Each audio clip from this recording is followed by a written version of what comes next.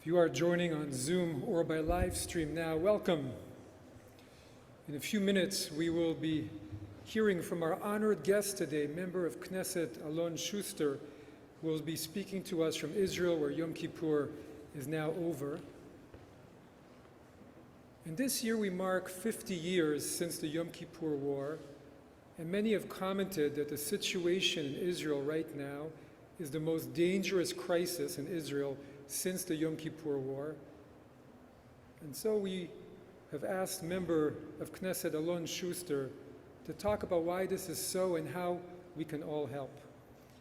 Now, I'd also like to acknowledge we're very honored at the presence on Zoom of our sitting Congressman for the 7th Illinois District, Danny Davis. Thank you, Congressman, for taking the time to also join us. So first, our member, Aryeh Zmora, will introduce our speaker.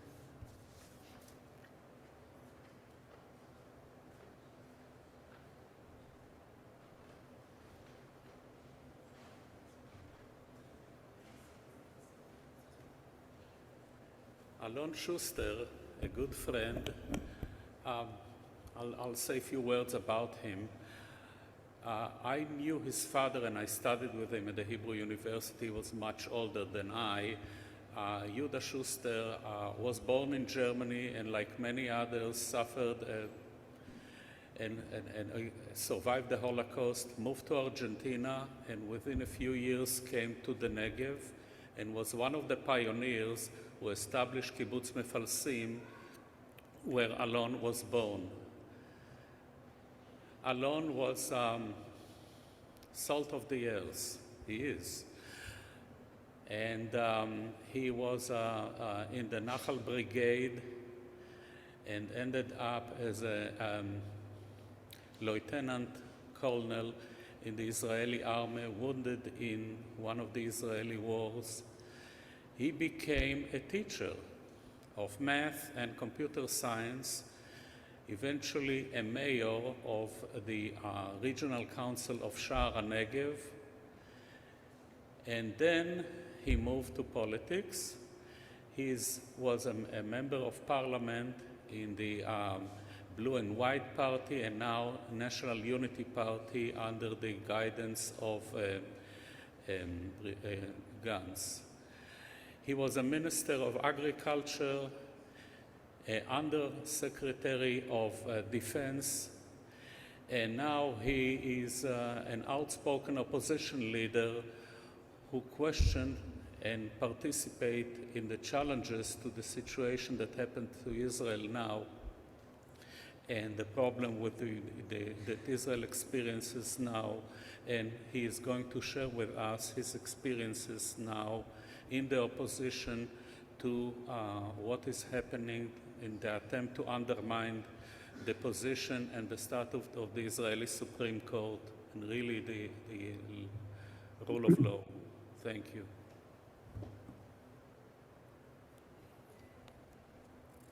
Shalom. Shalom. Yes. Shalom to everybody. I'm very honored, very happy to be with you in our special day. It's over here in Israel, and you are in the middle of the holiday. Shana Tova and Gmar Chatima Tova. I want to thank to my good friend Aryeh Zmora and to Rabbi Yadir Glick for the invitation. With your permission, I will try to describe my own point of view and our party point of view over the quite complicated situation right now in Israel, entering a new year with great expectation. I will first refer to what happened last week while our Prime Minister Netanyahu took place a meeting with President Biden. Netanyahu trip to USA is both, and it's very important, a political mission for him, for changing the agenda here in Israel, but also an important nationally very important to us for the state of Israel. And I want to say it in very clear words. We commend Prime Minister Netanyahu's meeting with President Biden, a meeting which is important for Israel and for the region entirely. The relationship between Israel and the United States is rooted in shared strategic interests and shared commitment to liberal values, and so it must remain. Commitment to liberal values is something that we are fighting for, and we are very determined to defend here in Israel.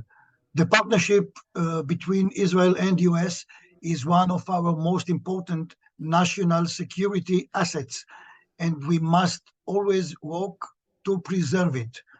We have to do it, and running to the essence of this meeting, I think it's our mission to persuade you, our friends in the States, to help us preserve such an asset.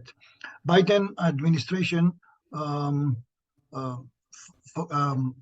bless Biden administration for leading the historic effort to advance peace and stability in the Middle East. We, the party that Benny Gantz and Gadi Eisenkot and Gideon Sa'ar are leading, we call the National Unity, Amachaneh Mamlachti party, will support from the outside, from the opposition, any political security process that will benefit the state of Israel, and definitely in any normalization move with Saudi Arabia that will preserve our security interests, no matter what kind of political maneuvers it will make in Israel. President Biden's speech and the commitment he expressed both to normalization and to making peace with Palestinians are, of course, a reminder of our strong partnership with the United States. I want to refer in short sentences to the judicial overhaul that right now is hurting the Israeli society, primarily by causing a great division of the people. It also causes great damage to Israel's economy, to our national security, and to our international affairs, and poses a threat on our democracy as it's shifting its way to politicization of judiciary, which is a red line, which means that instead of focusing on what this very government said it would on the economy in Israel, on the internal question of security, on question of external enemies that we have, and on new way to peace. In just some days after setting up this government, they started a new way to what they call reform and we call revolution in our judicial administration, on our regime. It causes a lot of tension inside the Israeli society. Too many, I'm talking about millions of Israelis are starting to feel that if the process will continue, Israel will not be their home, or at least not the home they expected to live, and I'm not dramatic. This is the threat that is getting on our head. The the flashbacks of the judicial overhaul is reflecting on our economy, on starting or not starting new high-tech businesses, on the willing of people, of my friends, that are making their reserves voluntary in the most crucial crosses, in the places in the army, in the IDF. People are saying we will not serve a non-democratic government, and some of them are not willing to volunteer anymore. Our enemies listen to what's happening inside, and they might do mistakes. And of course, the name of Israel, our um, our name as a democratic country, is in danger. Um, as I said, the politicization of the judiciary is something that we define to ourselves as a red line. The internal division is worrying. Even before the protests started, Benny Gantz was the first to call for dialogue. Just some days, or the day after, um, the minister of justice defined his reform. Benny Gantz says that we have to negotiate, to talk, because fundamental changes are done just by a wide consensus. Today, he is one of the few politicians in the opposition to reunite Israel society. You can feel it on streets of Tel Aviv, where uh, the most of the inhabitants are seculars, and in the streets of Bnei Brak, where the ultra-Orthodox of Israel are living.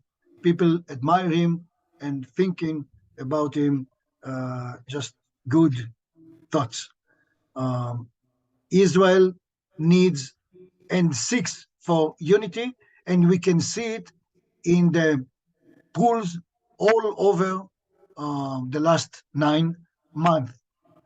We, in the polls, of course, um, we are getting larger, and from 12 Knesset members, we are around 27, 28, and even 30 Knesset members. It doesn't mean that in the next election we will be 30, but it means that the the spirit, the tendency of the Israelis are going where the way to unity is staying. Um,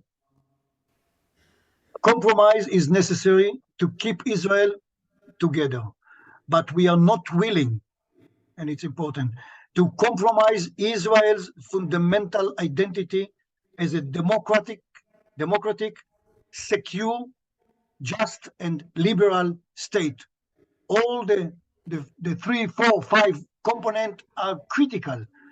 Our identity as democracy, secure ourselves, just justice, state, and liberal one. A little glance for the inside about what happened between us and the government, or Netanyahu itself. A few weeks ago, Benny Gantz received an outline for the judicial overhaul. It was not outline of the Netanyahu, it was not the outline of the National Unity Party dreams, not at all. Right from the initial reading of it, Gantz and the negotiation team had comments on it, yet we were willing to come to a negotiation table on its basis. It means that, like we did some month ago, where we were willing to talk about some kind of compromising in the president house. Right now, also, we thought that if Netanyahu, and that's what the people of the president said, that Netanyahu um, asked us to come to a negotiation table according to these the line of these outlines. It was good enough for us to start. But what happened is that not a few hours go by, and Netanyahu withdraws this outline after the far-right partners in his government pressured him to do so. As long as the coalition does not know how to agree on its own proposed outline, there is no side to work with, unfortunately. The state of Israel has been hijacked in the last month by an extreme minority that imposes its ideology on the government. Despite this, Gantz is not shutting the door for future negotiations as long as Netanyahu manages to bring his partners to the coalition to be aligned with him. And he cannot do it, unfortunately. At this point of time, it doesn't seem possible. Our challenges, our challenge in the face of the government's attack on liberal democracy is particularly difficult because, apart from the control of the court, there is no formal control over government and the Knesset in Israel. Here is the place to praise the active and free Israeli media and the spirit of the people that was expressed in months of demonstrations and determined move. But at the administrative level, Israeli democracy is weak and must strengthen. This is not the time to weaken our democracy. Israel does not have constitution. There are only basic laws that are incomplete and missing critical chapters, such as the basic law of legislation itself, means how to adapt a new basic law. There is no regime balance through the authority of the states, as in United States itself. And there is no balance by multi-state association, as in the European Union. The National Unity Party wants to keep Israel Jewish, democratic, liberal, united, and safe. Based on these principles and the demand to preserve democracy, we are willing to strive for agreement that will be good for the state of Israel while respecting our own principles, and which are the 5 principles that are so important to us. Under no circumstances are we willing to allow the politicization of the judicial system and the courts, including the selection of judges and the appointment of legal advisors. And this is exactly what is coming through us in the next weeks, where the Knesset, well, the assembly will start to work again.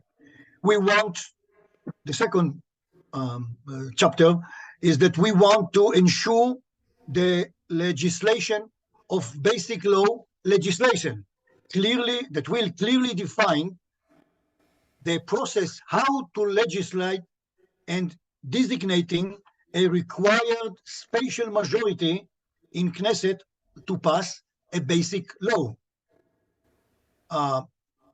We want, third thing is we want to ensure the judicial oversight on laws is maintained, allowing the courts to review the legality of laws as part of healthy democratic checks and balances mechanism.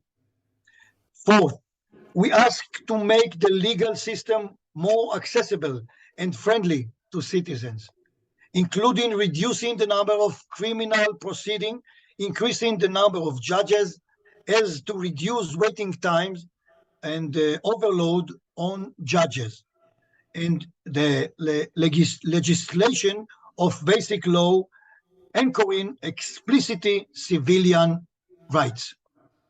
Those are a real reform, pragmatic sometimes, but very important changes that we must do if we want to improve our legalistic method. We demanded guarantees from the coalition. This is the fifth principle. We demanded a guarantee from the coalition that no further laws under the judicial overhaul will be legislated without widespread prior consensual agreement. We are in opposition to the government, to this government, and not to the state of Israel. If it is possible to reach agreement that will strengthen Israeli democracy and prevent politicization of the judicial system, we will be there.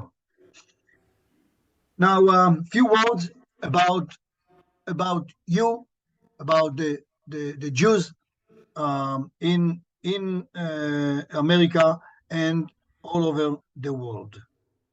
I am well aware that these crises resonates differently among American Jews. I think we all want to keep Israel Jewish and democratic. And the deep crisis that is occurring here reflects in some way the robust democracy of the Jewish state. There is an important connection between Israel and the Jews in the diaspora, both in the good and difficult times, even when we don't always see eye to eye.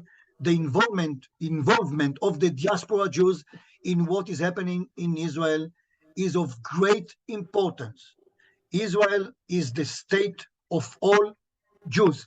We say it all the time, generations, and it's time to act as it's one of our mutual belief. Woe to us if we lose this connection and reach a day when the Jews of the world will not care about what is happening here in Israel. I will add more. The majority of Israelis, as shown by the polls in the last year, oppose the extreme content that the coalition is leading in relation to Israeli regime and oppose the unilateral process, the rapid legislation in the Knesset. As mentioned, most Israelis want strengthening the democracy, but want the process to be conditional on broad agreement, as must be done as soon as you want to change the rules of the game. I want to tell you something personal. I live in a kibbutz in the south of Israel, attached to Gaza Strip, and for 3 generations, we lived here, like in most of the kibbutzim, in a way of life that a few years ago we wanted to change it in some way fundamentally. How do we do that? It is with time, with all the time and patience, and with an especially large majority. This is exactly how we have to change our basic laws, our constitution that is built by the basic laws. The demonstration in Israel and abroad are not against the state of Israel, but against the extreme moves promoted by the current government. These moves are against the will of most Israelis, and it is completely legitimate for the fans of the country and its citizens who live outside of it to express their opinion on the matter. These demonstrations we see in New York and other cities are also of Jews and Israelis who love and care for Israel and are not enemies of the state, as Netanyahu calls them. Their caring and involvement should encourage us. Their caring and involvement should encourage us.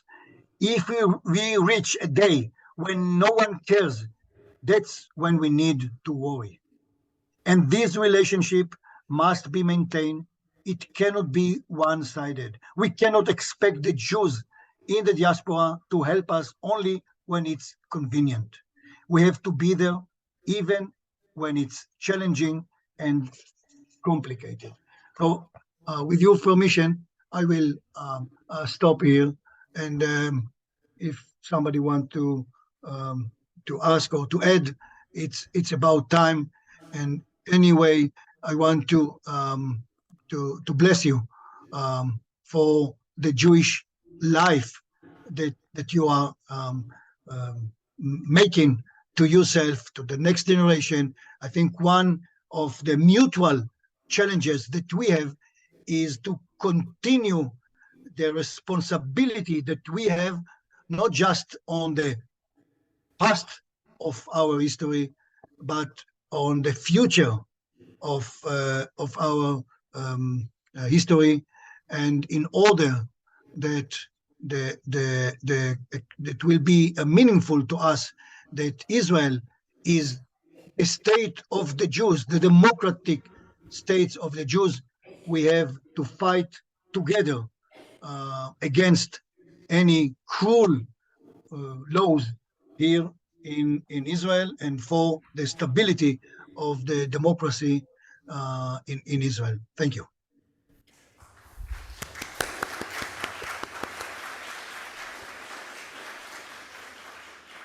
Thank you for your passionate words to all of us, and your blessing, your bracha. I do have a question for you. What can we expect from the year ahead? Where do you think it's all going to go?